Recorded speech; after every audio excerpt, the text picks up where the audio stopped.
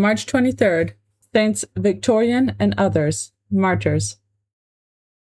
Hunric, the Arian king of the Vandals in Africa, succeeded his father Genseric in 477.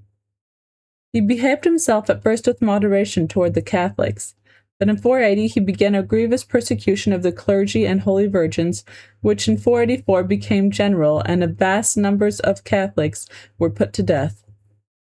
Victorian, one of the principal lords of the kingdom, had been made governor of Carthage, with the Roman title of proconsul. He was the wealthiest subject of the king, who placed great confidence in him, and he had ever behaved with an inviolable fidelity. The king, after he had published his cruel edicts, sent a message to the proconsul, promising, if he would conform to his religion, to heap on him the greatest wealth and the highest honors, which it was in the power of a prince to bestow. The proconsul, who amidst the glittering pomps of the world perfectly understood its emptiness, made this generous answer: "Tell the king that I trust in Christ. His Majesty may condemn me to any torments, but I shall never consent to renounce the Catholic Church in which I have been baptized. Even if there was no life after this, I would never be ungrateful and perfidious to God, who has granted me the happiness of knowing him and bestowed on me his most precious graces."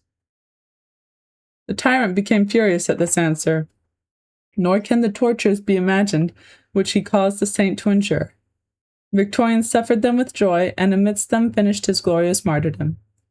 The Roman martyrology joins with him on this day 4 others who were crowned in the same persecution. 2 brothers who were apprehended for the faith had promised each other, if possible, to die together, and they begged of God as a favor that they might both suffer the same torments. The persecutors hung them in the air with great weights at their feet. One of them, under the excess of pain, begged to be taken down for a little ease. His brother, fearing that this might move him to deny his faith, cried out from the rack, "God forbid, dear brother, that you should ask such a thing. Is this what we promised to Jesus Christ?" The other was so wonderfully encouraged that he cried out, "No, no, I ask not to be released. Increase my tortures, exert all your cruelties, till they are exhausted upon me." They were then burned with red-hot plates of iron, and tormented so long that the executioners at last left them, saying, "Everybody follows their example. No one now embraces our religion." This they said chiefly because, notwithstanding they had been so long and so grievously tormented, there was no scars or bruises to be seen upon them. 2 merchants of Carthage, who both bore the name of Frumentius, suffered martyrdom about the same time. Among many glorious confessors at that time, one Liberatus, an eminent physician, was sent into banishment with his wife. He only grieved to see his infant children torn from him. His wife checked his tears by these words: "Think no more of them. Jesus Christ himself will have care of them and protect their souls." Whilst in prison, she was told that her husband had conformed.